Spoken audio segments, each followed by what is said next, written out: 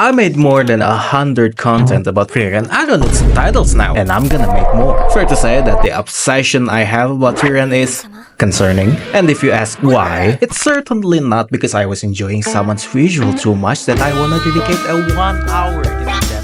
Well, okay, it's easy to see why. Well, not only Flavo, of course. We don't usually get older casts that are central to the plot, but in Frieren is old, Heiter is old, Denken and Aizen looks really old, and surprisingly, not like a lot of anime, it's not just another teenagers with wrinkles. And that's because of one thing. Frieren shows maturity splendidly. They show what maturity looks like through some characters, and they also show the opposite of that. That is, being mature versus just being old. Well, that came out really wrong. What the fuck, I'm just gonna brace myself to be called a zoomer now. And by the way, although you can see the examples throughout the series, I wanna focus on the 3 characters that stands out. And I promise, I am not making this video just to preach about Flamo, of course.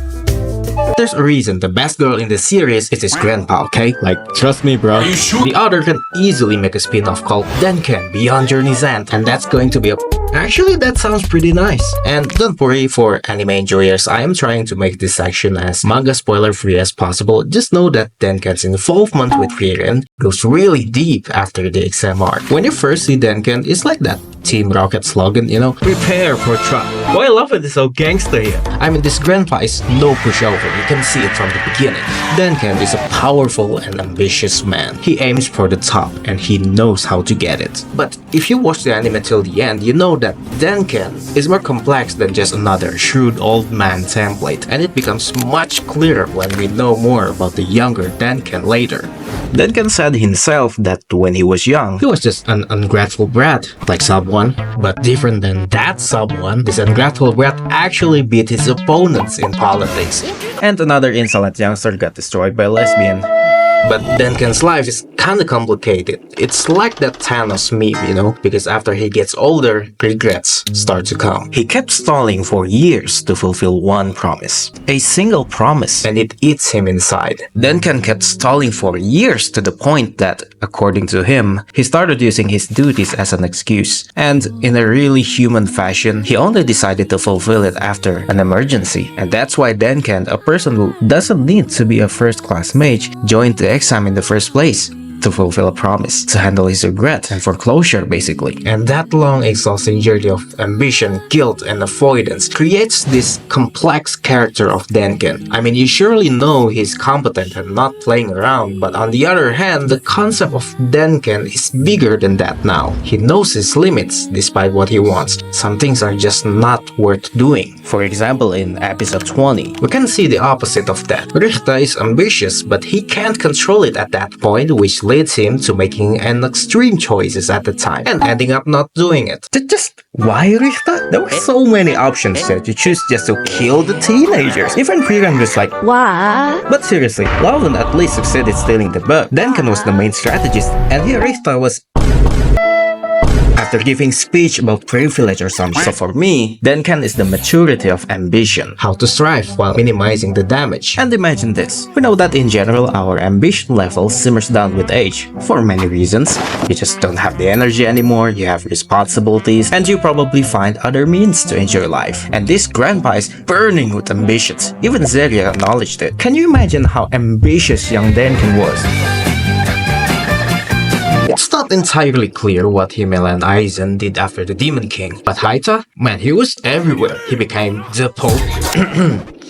That's a joke. Suddenly had a daughter, and for some reason his influence comes up often, even years after his adventure. The dude was on a grind, while Frieren was...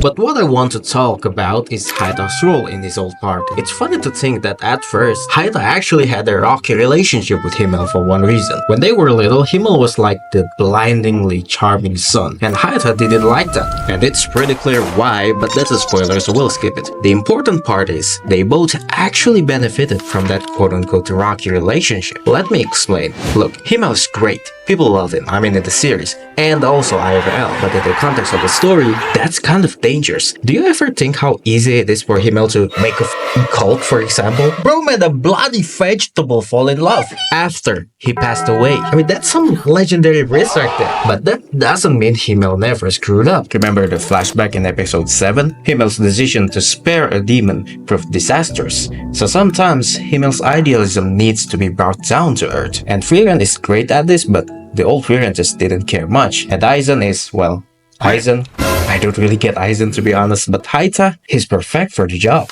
The young Heiter was rather harsh to Himmel. He did not hesitate calling out Himmel's baseless assumptions and even said that he can't stand Himmel's guts. Years later though, just imagine, when he was a priest, he said, "I also don't care if heaven exists or not, but I think it should." You see, the bluntness was still there, just without the Himmel hiding part. But don't get me wrong, Heiter wasn't just a contrarian that opposes anything popular. The strong suit of Heiter, he has a healthy balance of suspicion and trust. He was cynical enough to question Himmel and even the heaven, but he also didn't come up as edgy and suffered from trust issue. Not being a naive fool like accepting demon as a daughter, but also no trust issues like doing a dungeon alone when it's pretty clear you can, oh my god, this person has a problem. At least go with your 3-man team for fuck's sake. See, just follow daddy, you know?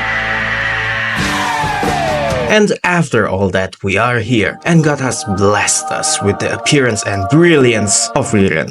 This is maturity, boys, trust me. But before that, I'm really sorry about the mess up schedule on this channel. I broke my hand a month ago, and my mind decided to torture itself with lots of paranoia after that. But I'm fine now, not 100%, but I'll manage at this point. However, you'll feel a dip in editing quality from now, including in this video. It's just that I need to compromise with myself, because on top of 10 to 12 hours a day from my day job, I don't think I can handle scripting, voice recording, and then editing this much myself every single day. And yes, I still edit my own videos, and no, I don't want a video editor right now. A little tangent, but that's why in the beginning of the channel I only produce shorts. It's a really different demon from my longer videos, not just on the video editing part. By the way, I think I just want to say thank you to you all that still hang out here till now. It's so difficult for me to say these kind of things, but I think I need it. Lots of people also think I need to say it, so that's that. Back to the video. This long-lived cute Neanderthal, despite her journey to learn about humans, is already ways ahead in one thing. Picture this.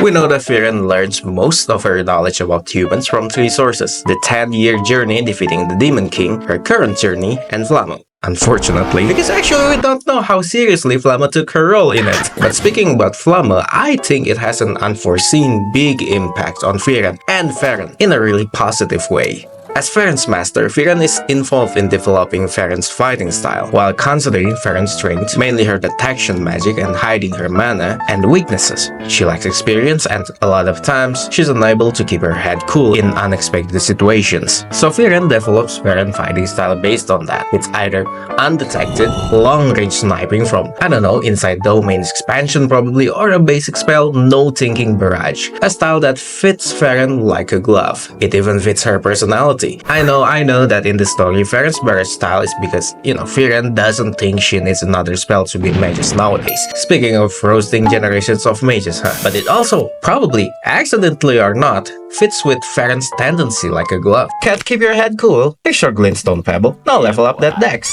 12 sleepless. Oh, yeah, eat this shit, boy. Also consider this. Frieren challenges Frieren's limits constantly, even when Frieren doesn't want to, even when it seems dangerous. But when things get dicey, Frieren swoops in clearly. It shows that Frieren knows Frieren's limit even more than Frieren herself. There were moments when Frieren just blatantly said, "No, you're not there yet."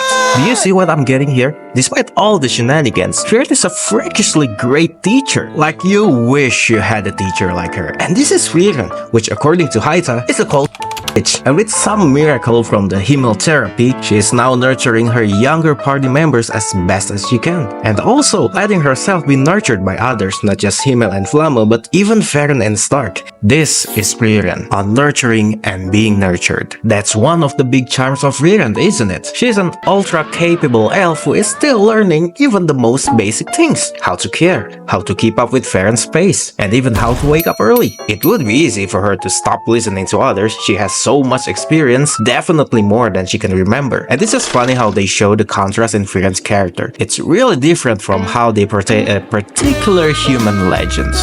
But that's a topic for another video, because now I need to fulfill my daily needs to be destroyed by Lana.